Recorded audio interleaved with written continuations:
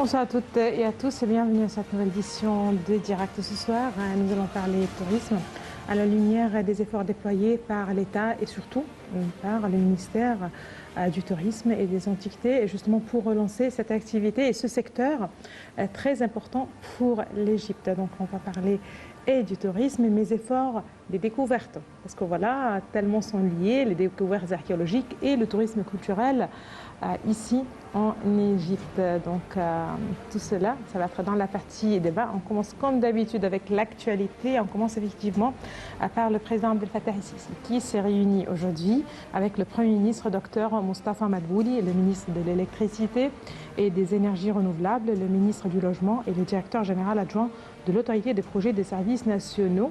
Le porte-parole de la présidence, l'ambassadeur Bassam Radia, a déclaré que la réunion a porté sur le suivi des projets de développement dans le Sinaï, à El Ouainet et à Toshka. Le chef de l'État a été informé des efforts déployés pour fournir l'infrastructure à ces méga-projets nationaux tout en exigeant d'y accélérer le taux de travail afin de créer de nouvelles communautés, de fournir des chances d'emploi dans ces zones. Le président Sisi a également fait le suivi des derniers développements de certains projets tels que la connexion électrique avec les pays voisins et l'application de diverses initiatives présidentielles pour fournir des unités de logement décentes aux citoyens.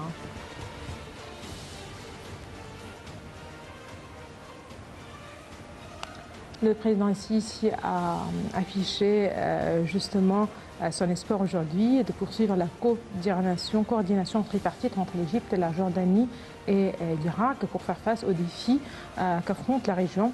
Le président Sisi a fait cette déclaration lors de son entretien au Caire avec le chef de la diplomatie jordanienne, Ayman al-Safadi. Le chef de l'État a passé en revue avec le ministre jordanien des Affaires étrangères les moyens de renforcer les relations bilatérales sur tous les plans ainsi que les derniers développements dans la région, surtout le processus de paix au Proche-Orient. À cet égard, le président Sisi et M. al-Safadi ont mis l'accent sur l'importance d'intensifier les efforts internationaux en vue de régler la cause palestinienne. En ce qui concerne les derniers développements en Libye, le président a souligné qu'il était nécessaire de garder le statu quo sur le terrain afin de parvenir à une solution politique radicale, globale, aussi garantissant la restauration de la stabilité et de la sécurité dans ce pays.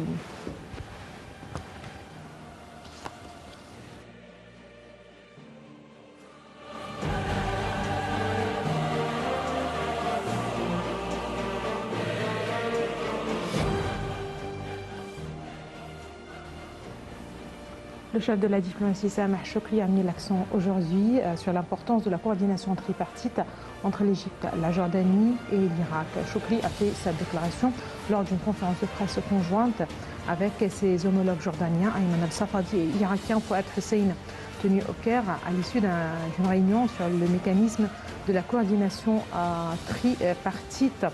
M. Shoukry a précisé que cette réunion intervenait dans le cadre de la coopération et selon les directives données par les dirigeants des trois pays lors de leurs deux sommets tenus en vue d'activer la coopération tripartite dans les domaines de l'énergie, de la construction et de l'électricité.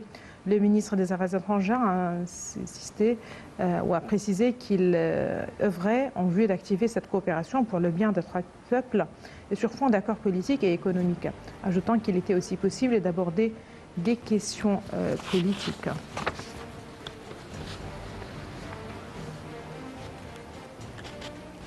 Le Premier ministre Dr Mostafa Madbouli a affirmé que l'État œuvrait à instaurer les fondements de coopération entre les divers secteurs afin de suivre le progrès technologique. Lors d'un entretien avec le ministre de l'Agriculture et de la bonification des terrains, El Saïd Al-Qusayr, le Dr Madbouli a ajouté que l'État tenait à améliorer la position des produits agricoles égyptiens dans le marché international. Le chef du gouvernement a aussi suivi l'application du programme national pour la production des semences et de graines de haute qualité. De son côté, M. Al-Qusayr a affirmé qu'il existait également un autre programme pour produire les semences des légumes afin de réduire les importations, fournir des devises étrangères et créer de nouveaux genres de légumes locaux qui seront comparables à celles exportées.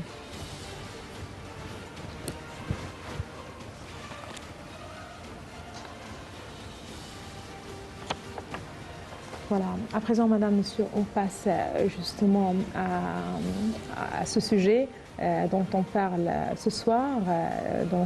Ce soir, nous parlons, comme je viens de vous le dire, tourisme, les activités touristiques, les efforts déployés justement pour relancer ce secteur. Mais aussi, c'est l'occasion de parler des nouvelles découvertes archéologiques et surtout la belle découverte de Saqqara, de près d'une 60aine de sarcophages en parfait état. Ça va être pour la partie débat, comme je viens de vous le dire, et on commence justement avec le président El-Sisi, qui s'est entretenu avec le Premier ministre, Dr Mostafa Madbouli, et le ministre du Tourisme et des Antiquités, Dr Khaled El-Anaini, sur les projets et les activités du ministère, ainsi que les efforts déployés pour récupérer l'afflux des touristes et les mesures adoptées pour dynamiser le secteur touristique en Égypte. Tout de suite, les détails dans ce commentaire.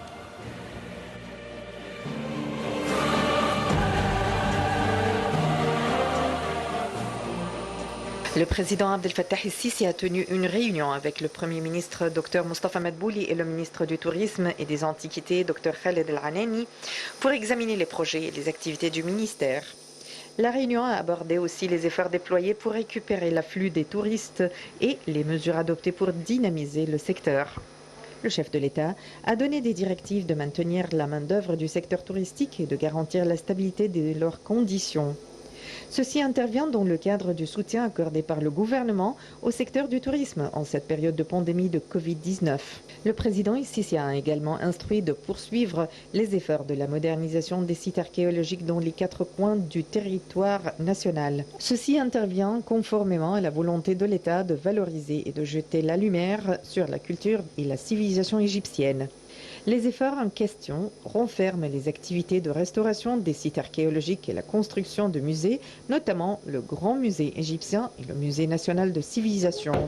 De son côté, Dr El-Anaini a passé en revue les efforts de son ministère pour la reprise du mouvement touristique, notamment le taux d'afflux des touristes étrangers durant la période écoulée dans le gouvernorat du Sinaï du Sud et de la mer Rouge.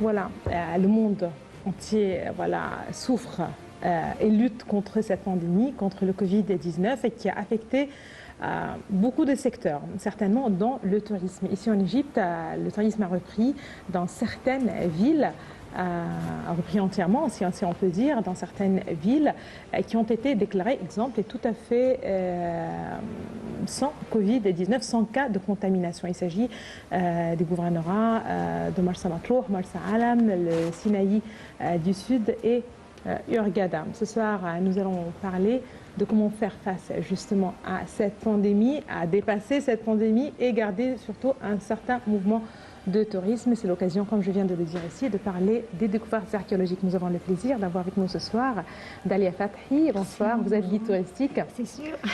Ravie de vous avoir parmi nous ce soir. Bon. Et justement, pour commencer, on aimerait bien commencer par cette réunion.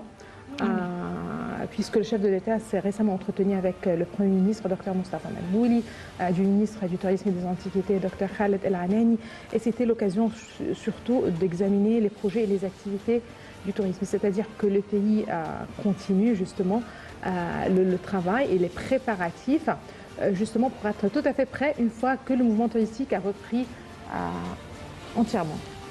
Oui, exactement, vous avez raison, parce que tout d'un coup, dans quelques mois, on va recevoir tant de monde avec l'ouverture, Inch'Allah, comme on dit, avec, Inch'Allah, le musée, la grande musée de la civilisation aussi aux pyramides.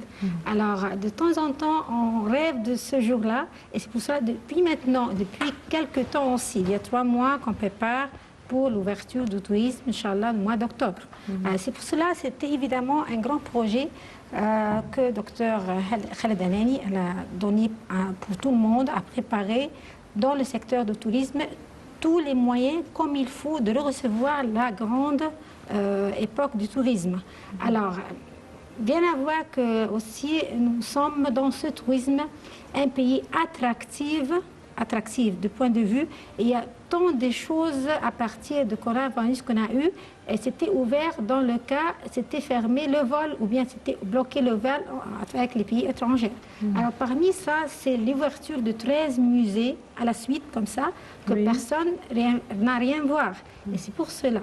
C'était en encourageant les gens de recevoir un autre tourisme que les gens vont voir les sites archéologiques dans le bon moment. C'est-à-dire, Inch'Allah, moi je rêve dans quelques mois, ça sera les musées de la grande civilisation aux pyramides, ça sera aussi les grandes ouvertures de Saqqara, comme vous disiez tout à l'heure. Alors bon, les gens à l'étranger ont besoin de bien déchiffrer ça. Et c'est pour ça, c'est le temps de nous préparer dans tous les secteurs archéologiques, la découverte des choses assez nombreuses à Saqqara, les ouvertures assez de musées pour recevoir les momies, les monuments voulus pour les faire pour tout le monde de voir. Et aussi, entre guillemets, il y a aussi une grande préparation des chemins et des routes qu'ils ont déjà préparées selon l'autoroute pour aller plus vite pour les pyramides. Et ça, c'est quelque chose d'essentiel pour ne pas être bloqué au centre-ville pour arriver dans 2-3 heures, on perd du temps. Alors, tous les facteurs-là, ils ont encouragé les gens de travailler pour recevoir à la fin la belle saison du tourisme. C'est tout à fait, voilà. Et quand vous parlez justement des saisons de tourisme, il faut dire que voilà, le mois d'octobre, c'est l'occasion, puisqu'il y a pour les Européens, à titre d'exemple, ce sont les vacances de Toussaint, donc c'est l'occasion justement d'accueillir voilà, ceux qui ont justement, puisqu'il y a les villes côtières de la mer Rouge, et on connaît très bien que la mer Rouge, avec ses richesses, la plongée, certainement la découverte des richesses sous-marines, voilà, ça attire aussi les touristes européens. C'est sûr, c'est pour cela ces sites-là, c'était les premiers à s'ouvrir il y a quelques mois. Et c'est pour cela, moi je vois que les sites Sinaï, les sites de la mer Rouge, ils ont encouragé tout le monde de passer des vacances. Ils ont aussi annulé les visas qu'on paye pour l'Égypte. Ça a encouragé tout le monde à partir il y a à peu près 45 jours qu'ils ont recevoir des Polonais, un avion tout entier, 330 personnes polonais, qui ont eu la chance de partir de leur pays vers Hurghada. Ils ont passé quelques jours et à recevoir de cette équipe-là, alors bon, on a fait un grand festival à l'aéroport, du point de vue d'accueillir bien les touristes qui veulent avoir l'Égypte monumentale, aussi les sites balnéaires. Et c'est pour cela, en fait, on dit que l'Égypte attire tout le monde. Ce n'est pas seulement pour la plage. Et c'est pour cela qu'ils ont eu la chance d'ouvrir un grand musée là-bas pour que les gens qui veulent passer un jour au Caire pour faire Saqqara ou bien Memphis ou bien les pyramides est assez loin et c'est bloqué le passage. Alors bon, vous avez l'occasion de jeter un coup d'œil sur notre monument. Et ça encourage tout le monde de passer quelques jours ce mois-ci et jusqu'à aussi la fin du mois, parce qu'il y a aussi des vacances, comme vous dites, des Toussaint. Mais normalement, parce qu'il y a les Covid-19 sur tout le monde tout entier, on ne peut pas juger qu'ils vont venir le lendemain. Et c'est pour cela, j'attends, et tout le monde attend, le plaisir d'avoir les touristes encore une fois. Mais là, il faut justement signaler qu'ici en Égypte, les cas, par rapport justement à d'autres pays du monde, on peut jusqu'à présent, voilà, on peut dire, voilà, on est bien, on est très bien. Mais écoute, moi j'ai eu un travail ce mois-ci, le 21, ce mois-ci, octobre. Mais ils ont annulé, je ne sais pas, parce qu'il y a le Covid-19, parce qu'il y a aussi le commencement des écoles, je ne sais pas. Mais en toute façon, les agences que travaillent avec eux, jour et nuit, ils travaillent pour accueillir les touristes. C'est-à-dire, ils passent toute la nuit et tout les matins pour attirer l'attention vers l'Égypte. Ils ont réussi à me donner une date. C'est vrai qu'il était annulé, mais il y a d'autres guides qui commencent aussi 1, 2, 3 journées. Et entre guillemets, les étrangers qui habitent ici en Égypte, et j'insiste sur ça, même les écoles étrangères qui se trouvent, les écoles internationales en Égypte ou bien nationales, aujourd'hui, ils ont contacté les guides, bonne chance là pour nous, pour avoir des journées bien parlées en français. C'est-à-dire les peuples francophones qui habitent ici et les enfants dans les écoles religieuses aussi, il va venir un jour pour nous demander, les guides, on veut voir une explication aussi privée, comme vous dites.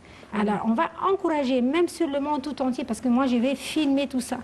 moi parmi les guides qui vont travailler, il va filmer et je vais voir à mes amis comment aussi mes enfants en Égypte accueillent bien les touristes. Très bien, voilà, il faut justement rappeler que quand on parle du tourisme, surtout du tourisme culturel, il faut parler du tourisme intérieur, c'est-à-dire, voilà, mais aussi voilà, il y a les Égyptiens, que ce soit avec une langue ou autre, en fait. Voilà, mais la chance pour moi, c'était... pour les guides, oui, tout à fait, mais justement pour le pays en général, quand on parle du tourisme, voilà, que ce soit accessible à tout le monde, c'est l'occasion peut-être pour les Égyptiens aussi de redécouvrir leur pays, leur patrimoine. Et justement, c'est l'occasion, puisqu'il s'agit de musées qui ont été réaménagés, restaurés au cours de la période qui s'est écoulée. Justement, c'est l'occasion d'encourager aussi les Égyptiens d'aller découvrir. Quand on parle de découverte, certainement, c'est sûr. Voilà, il faut parler de cette belle découverte qui a été annoncée voilà, la semaine dernière. Il y a quelques petites semaines, on a eu la première découverte de 13 ou de 14 sarcophages. Aujourd'hui, on parle d'une soixantaine. Une belle découverte tout près de la pyramide de Djesser. Donc à Saqqara. Là, il faut rappeler que la région de Saqqara ne cesse d'éblouir avec ses trésors, justement, cachés entre les plis du sol. Cette fois-ci, c'est une découverte qui était vraiment sublime. Les 59 sarcophages ont été découverts dans un état intact. En fait, il faut le dire, un bon état de conservation. Leurs couleurs sont vives et ils sont couverts de dessins et d'inscriptions. Les détails tout de suite dans ce commentaire de Sally Hamed et Shainaz Ismail.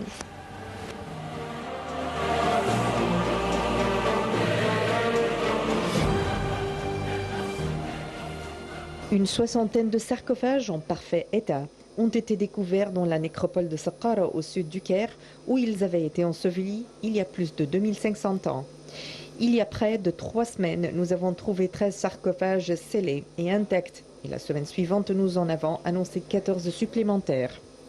Ce n'est pas la fin de la découverte, je considère que c'est le début d'une grande découverte, c'est ce qu'a déclaré le ministre du Tourisme et des Antiquités Khaled El-Aneni, précisant que les sarcophages de bois datant probablement de la 26e dynastie de l'Égypte ancienne, autour des 6e et 7e siècles avant Jésus-Christ. D'après les premières observations, les sarcophages renferment les dépouilles de prêtres, de responsables politiques, de hauts rangs et de personnalités. L'ouverture de l'un d'entre eux, samedi dernier, devant la presse et des invités rassemblés sous une grande tente, a révélé une momie parfaitement préservée, ornée de hiéroglyphes colorés avec un visage aux traits finement dessinés.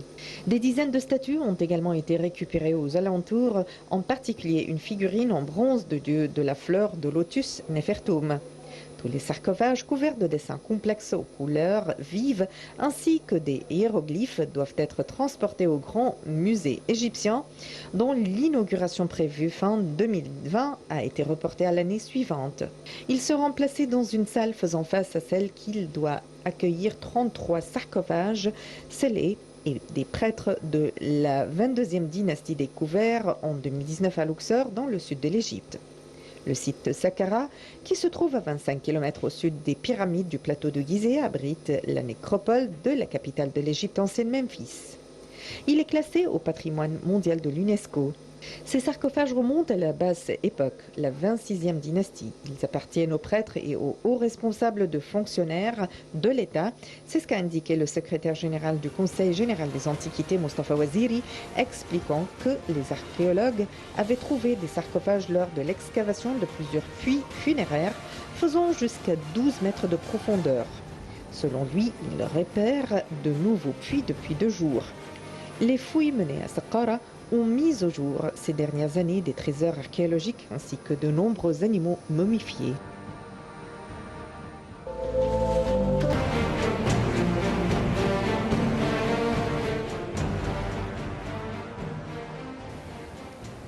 Voilà, donc le tout a été découvert ou annoncé quand le ministre du Tourisme et de l'Antiquité, Dr Khaled El-Aneni, a fait justement cette annonce, qu'il s'agit de 13 sarcophages qui ont été découverts dans un puits funéraire dans la région de Saqqara. Les découvertes ont été justement poursuivies et là, On parle de près d'une soixantaine, de 59 sarcophages en parfait état de conservation. Qu'est-ce que cela signifie en fait? Signifie que le Dieu a nous donné un trésor, vraiment. Parce que la terre, chez nous, elle est bien en état de conserver n'importe quel monument. C'est grâce à Dieu. On a le climat sec, on a la terre là-bas est sec. Alors, de temps en temps, à Saqqara surtout et à Memphis, il y a beaucoup d'égyptologues, ils ont fouillé les sites, ils ont trouvé des trésors dans un puits. Ce n'est pas la première fois, ce n'est pas la dernière fois. Alors, pour savoir, pour cette découverte, l'importance que les matériaux qu'ils ont utilisés, ce sont des matériaux égyptiens. Et l'équipe qu'ils ont travaillé dans ces sites monumentaux pour trouver ce trésor, il y a quelques jours, comme on dit, ça, c'est des égyptologues égyptiens de A à Z, c'est-à-dire depuis les grands égyptologues jusqu'aux petits ouvriers qui travaillent. Ça, c'est vraiment extraordinaire, parce que normalement, les travaux de fouilles se déroulent en coopération avec d'autres missions étrangères. Et voilà, pour cette mission aussi. Cette mission, c'est une mission parfaitement et tout à fait égyptienne, entièrement égyptienne. Ça fait notre fierté. Qu'on a un jour, nous appelons dans l'histoire, nous sommes l'égyptologue, qu'on a sorti des choses et des Saqqara. Et pour savoir, la matière qu'ils ont sortie assez fragile, c'est pas des pierres, c'est pas de l'or, c'est pas des pierres, par exemple en granit ou bien en pierre en calcaire, mais ce sont en bois. En bois, oui.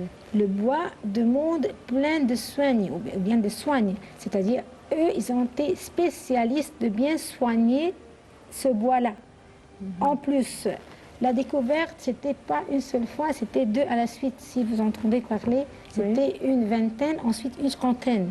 Et c'est pour cela ils ont attendu un petit peu qu'ils finissent ce projet des fouilles, comme on dit, avec les mains égyptiens, pour recevoir tout ça dans le grand musée qu'on prépare. Et en plus, ça sera aussi une grande fête, un grand festival, de voir le grand musée et les grandes choses qu'ils ont découvertes. Si on regarde le cercueil, vous étiez en train d'expliquer, les cercueils étaient en bon état de conservation, c'est la première chose.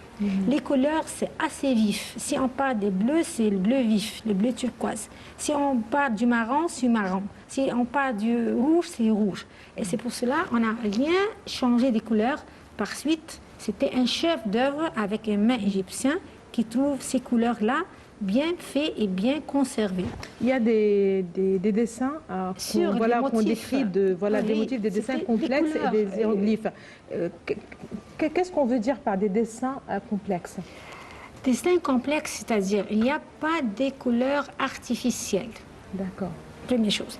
On n'a pas restauré, on n'a pas touché les couleurs pour les fixer. C'est-à-dire les fixateurs qu'ils ont utilisés sur le bois, comme vous entendez parler des icônes dans les églises. Les icônes dans les églises, comment ils ont bien fait les icônes qui datent de combien de temps avant, aussi après Jésus.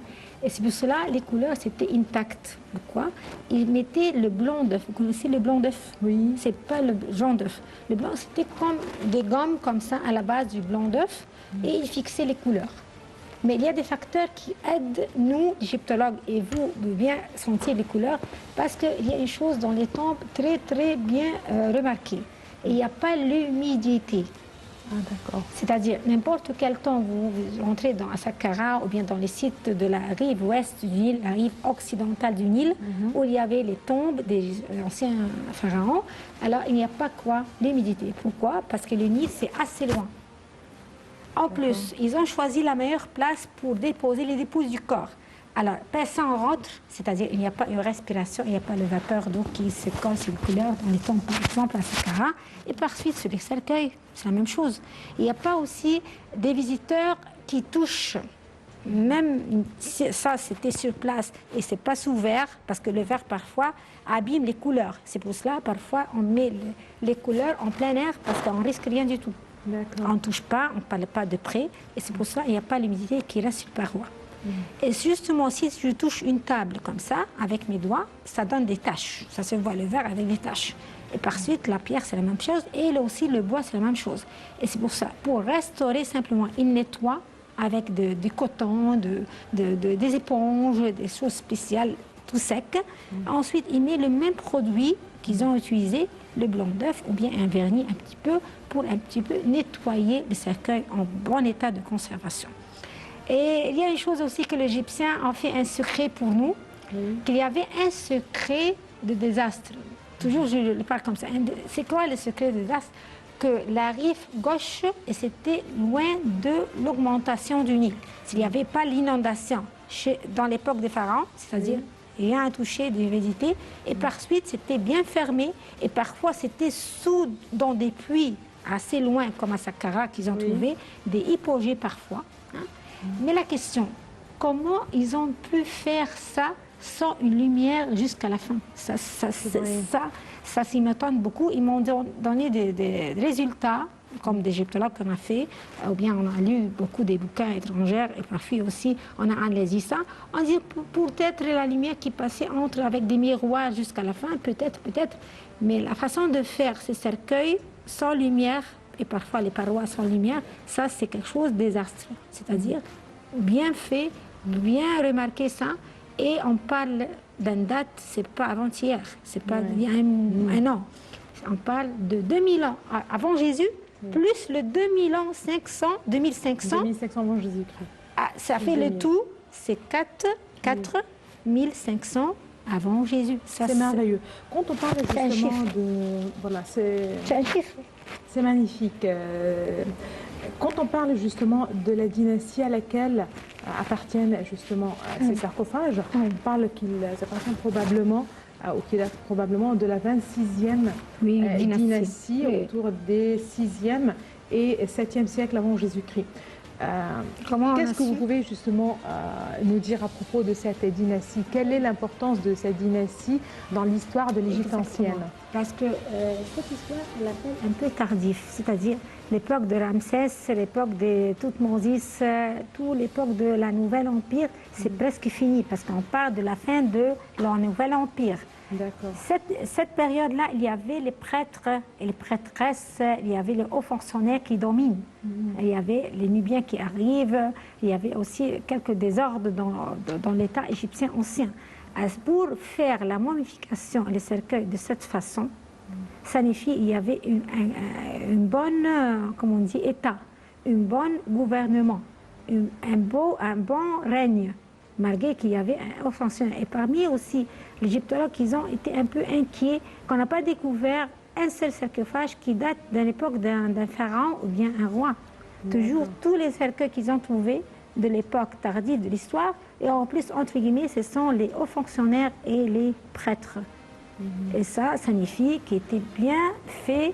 L'art donne un miroir sur l'État, sur l'économie qui était dépensée pour les couleurs et pour faire une tombe. Il n'y avait pas un grand désordre qui a empêché les anciens Égyptiens, ou bien une guerre qui a empêché les anciens Égyptiens. À cette époque-là, je parle d'une période tardive de l'histoire, où le pays devient de plus en plus faible. Alors, rien n'empêche de faire une tombe pour le Dieu.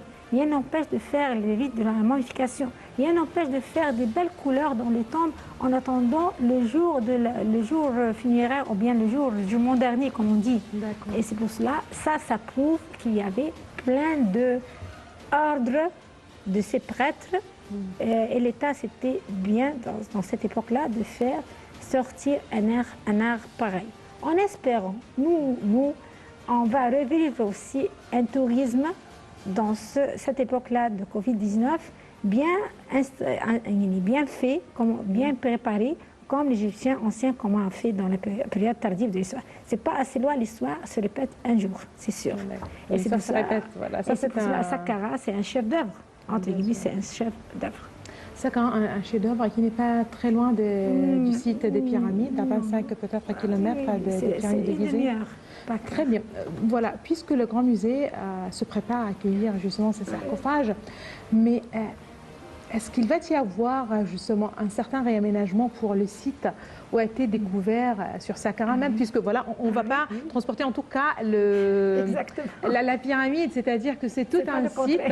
Voilà, c'est tout un site. Est-ce qu'il va y avoir un accès à ce site? On connaît tous que la pyramide de Djeser, voilà, le site de Saqqara a été réaménagé, a été ouvert au public après quelques années de restauration.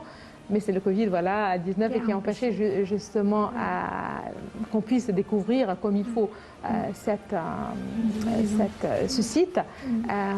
Est-ce qu'il va y avoir, je ne sais pas comment dire, mais des sarcophages qui vont rester sur place?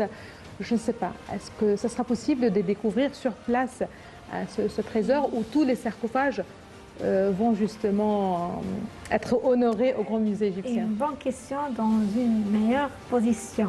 C'est-à-dire, il n'y a pas quelqu'un qui m'a demandé cette question. Ça prouve que vous êtes un petit peu dans l'histoire. Vous avez lu assez de découvertes à Saqqara. Et la plupart des choses, c'était toujours dans les musées privés pour les bien conserver. Bien sûr. Mais il y a une tombe, c'est sûr que vous avez entendu, c'est le Sérapion. À part le Sérapion, on ne peut pas enlever le Sérapion. Pourquoi? Parce que le cercueil, c'est plus grand que la porte. Le cercueil pesait jusqu'à 100 tonnes en granit, un seul bloc. Ne vous demandez pas comment ils ont fait ça à l'intérieur, comment ils ont fermé la porte. Ça, c'est après mes connaissances, je disais une seule phrase. L'Égyptien fait des choses qu'on ne pense pas le faire aujourd'hui. C'est-à-dire les granits roses qu'ils ont sortis, peut-être qu'ils ont ouvert la terre dans un puits et par ce puits, ils vont descendre ce poids-là. Ensuite, ils le ferment et rien ne va savoir, personne, parce que c'est bien fermé et bien fait. Parce que pour enlever ça, ça sera difficile. Mariette, il a voulu faire sortir un pour le mettre au musée du Caire. Mais c'était impossible parce qu'il y a des tonnes en granit et la porte, ça ne paraît pas qu'il va faire ça. C'est pour cela, c'est un rêve de faire des choses sur place. Mais les couleurs qu'on va rester comme ça en plein air, avec cette poussière qu'on a, avec les visiteurs qui vont aimer de toucher. La pollution, certainement. Et la pollution. Et aussi la lumière, parce qu'il y a des tombes avec des spots sur les dessins et les murs. Ça peut être sur des murs en calcaire. Mais sur le bois, on risque. Très bien. C'est ça. Et c'est pour cela, ces sarcophages, peut-être ils vont demander quelques températures, c'est-à-dire il y avait dans tous les musées des choses sous verre. On ne le met pas comme ça sous verre sans des aiguilles. Des conditions de conservation très particulières. C'est ça. Des boussoles parfois qui montrent la température et tout ça. Alors c'est pour cela c'est essentiel de bien conserver les couleurs sous vitre ou bien sans vitre. Ils vont choisir la meilleure position. Peut-être ils vont les mettre en plein air, mais en musée par exemple, ou bien dans des sous verre pour ne pas toucher. Moi, jusqu'à maintenant, je suis sûre et certain dans le respect des monuments, parce que nous avons aujourd'hui une équipe d'égyptologues qui découvre, c'est-à-dire ils ont été fatigués à faire sortir tout ça, ils vont réaliser un rêve de bien soigner les choses pour toujours. Et c'est pour cela, exposer sous vitre ou bien dans des vitres, ça dépend des couleurs, c'est quoi ça sert la meilleure position de ces cercueils.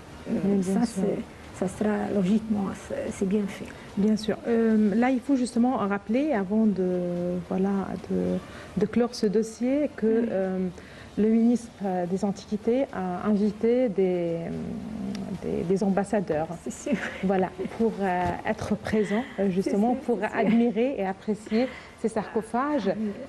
C'est très impressionnant. Ah oui. Vous êtes d'accord? Parce que si il visite, ou bien il invite, il visite d'abord les pays étrangers comme l'Allemagne, comme il a fait en Allemagne. Ça, il raconte tout ce qu'on a fait pendant ces vacances-là qu'on dit de virus. Alors, il raconte aux Allemands, l'Égypte existe. L'Égypte, il y a ça et ça et ça. Vous êtes les meilleurs égyptologues à découvrir des choses chez nous. Alors, laissez la porte un petit peu, pas fermée, avec l'Égypte, parce que le tourisme existe. Ça, c'est par les visites qu'il a fait sur l'Allemagne et plusieurs pays étrangers. Mais c'est essentiel de les inviter, madame, parce que si on invite quelqu'un, on le fait voir notre tourisme et notre, comment on dit, trésor. Et c'est pour ça que c'était essentiel de bien inviter tout ce monde-là, parce que notre ambassadeur, vrai ambassadeur, c'est notre le ministre du tourisme, c'est le docteur Khaled Al-Anani. C'est pas logique que quelqu'un d'autre les invite. Alors, de faire quelque chose bien organisé afin que tous les pays regardent sur l'Égypte, ça c'est un grand travail.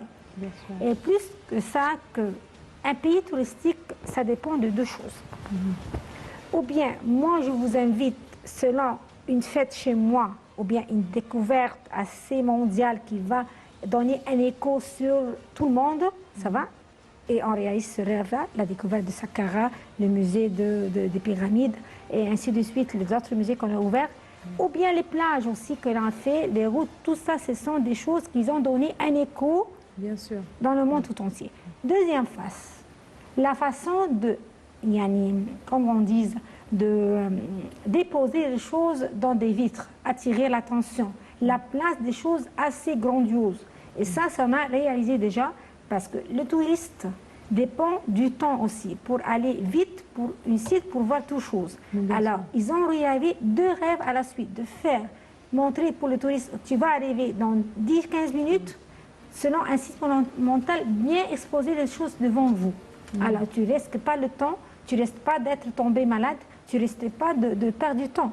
Bien et sûr. c'est pour cela, ça, c'est un rêve que aussi Dr Khaled Anani, et plus encore notre gouvernement et notre État et le Premier ministre a encouragé le secteur du tourisme à aider notre Justement, ministre il de faire était ça. justement accompagné aussi de leur famille et Exactement. c'est très Et impressionnant. plusieurs âges, les enfants, les Bien grands sûr, et voilà, tout ça. il y a les familles et oui. voilà, ça va être une histoire à raconter certainement et un site voilà, qu'on va certainement vouloir y retourner. Là, on passe à une autre nouvelle puisque les jeunes des partis et des politiciens, la coordination des jeunes des partis et des politiciens ont récemment effectué une visite pour un site aussi très cher. Voilà, une partie très chère de l'Égypte, c'est la Haute-Égypte. En fait, la belle région. En fait, les cheikhs et les membres des tribus d'El Bachaïra et d'El Ababda, Halayib, Abu Ramad et Chalatine ont accueilli justement chaleureusement les candidats à la coordination des jeunes, des partis et des politiciens de la liste nationale Men Agl Misr pour l'Égypte dans les secteurs du nord, du centre et du sud de la Haute-Égypte. Et tout de suite, les détails, et on revient justement après pour en parler. Merci.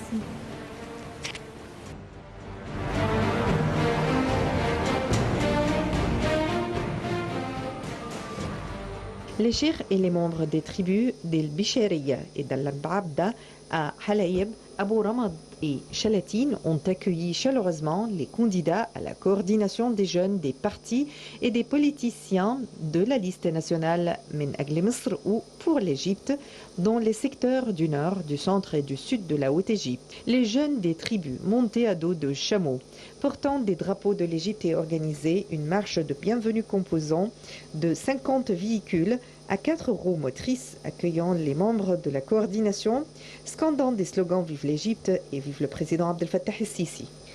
Les jeunes ont écouté les problèmes et les demandes des habitants de Halayib, Abu Ramad et Chalatine, soulignant qu'ils étaient arrivés au dernier point sur les frontières égypto-soudanaises dans la ville de Halayib pour présenter leur programme politique au peuple égyptien qui le défend avec leur sang et leur âme, tout en indiquant que la coordination sera en contact permanent avec le peuple de Halayib. Un nombre de cheikhs de Halayib, Chalatine et Abu Ramad ont confirmé leur soutien au président Abdel Fattah el-Sisi et leur forte participation aux élections législatives les 24 et 25 octobre pour choisir un député pour les exprimer dans la période à venir. Les jeunes de Halayib ont pour leur part loué l'expérience de cette coordination des jeunes et des partis et des politiciens et leur capacité à discuter de toutes les questions politiques, économiques et sociales de manière objective et purement nationale. Les habitants de Chalatine organisent ce soir une conférence pour que les membres du comité de la coordination présentent leur programme politique aux jeunes et aux chefs des familles. Il est à noter que cette commission, formée de jeunes, des partis, des politiciens, est composée de 25 partis politiques.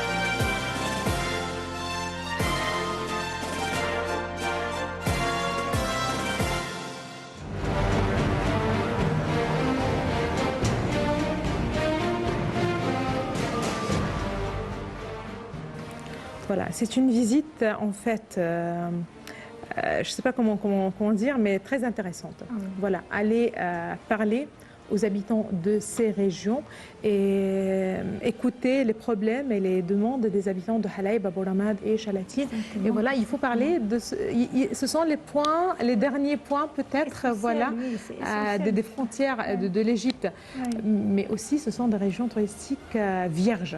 Exactement. Alors moi, parmi les gens qui ont fait des sites vierges, aujourd'hui on parle d'eux comme des sites essentiels pour le tourisme, c'est-à-dire Marsa Matrouh, El Fayoum. De temps en temps, il y avait, c'est pas sur le plan touristique, Rosette, la ville de Rosette. Des choses assez loin du Caire, assez loin de Luxor Aswan. Mais à partir aussi du désert, il y a des sites monumentaux et naturels. On doit faire attention de prendre attention aussi de ces sites-là et ces peuples-là qui vont être des peuples touristiques. Parce que le centre-ville, nous, on sert toujours dans plusieurs métiers. Mais là-bas, c'est que le tourisme, il va gagner ces peuples-là. Alors, ils ont besoin de nous et nous, on a besoin d'eux pour faire des racines, pour planter une tige, une arbre de tourisme qui fleurit dans le prochain. Et tout ça, c'est assez loin. C'est vrai qu'il était assez loin. Mais on a entendu toujours parler de Halaïb. C'est la nature, mais c'est la nature. La vierge, nature. voilà. On paye déjà pour aller en Afrique, ou bien en Grèce, ou bien des pays naturels. Ça va mais on a des choses naturelles chez nous. Rien à voir, c'est le bon Dieu qui m'a donné. Et on peut gagner ces peuples-là d'une pauvreté vers une vie moyenne. Et c'est pour cela, eux, ils ont besoin de nous. On doit aider ces peuples-là de bien conserver cette nature. Parce que s'ils deviennent pauvres, ils ne vont pas commencer à faire attention de leur richesse. Il y a d'un côté la mer Rouge. Exactement. Et voilà, quand on parle de la mer Rouge dans cette région, ce sont des régions vierges qui n'ont pas été justement découvertes par le tourisme régulier. Mais on entend et il y a parler le de désert et il y a quelques années, il n'y avait pas Sharm el-Sheikh comme aujourd'hui. On a entendu parler de Hurghada de quelques années, disons 15 ans. Aujourd'hui, Hurghada reçoit, il y a un aéroport là-bas, il y a beaucoup de facteurs qui aident dans le tourisme. On veut faire là-bas comme ces villes, les grandes villes qu'on a aujourd'hui. Et ça, c'est grâce à Dieu qu'on a un État qui réfléchit, un Premier ministre qui aide, et un docteur qui est archéologue, premièrement, et dans le tourisme, deuxième chose. Et c'est pour cela qu'il va nous donner un espoir de faire un tourisme là-bas. Pourquoi pas que les guides travaillent en stage là-bas, pour donner une vie touristique pour ces peuples.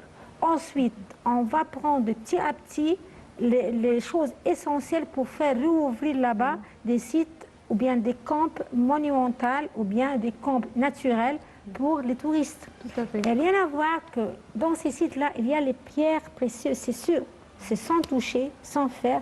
Il y a aussi les réserves naturelles. Tout à fait, les réserves naturelles, voilà, il faut aller découvrir, c'est pas loin de Marsa Alam. Il faut y aller. Voilà, et entre guillemets, ce seront les sites qui vont encourager tout le monde dans le Covid-19 d'y aller. Parce que là-bas, c'est la nature. Il n'y a personne. Pure. Merci beaucoup à vous, Madame Dalia Fatri. Vous êtes guide touristique. Merci beaucoup d'avoir été parmi nous ce soir.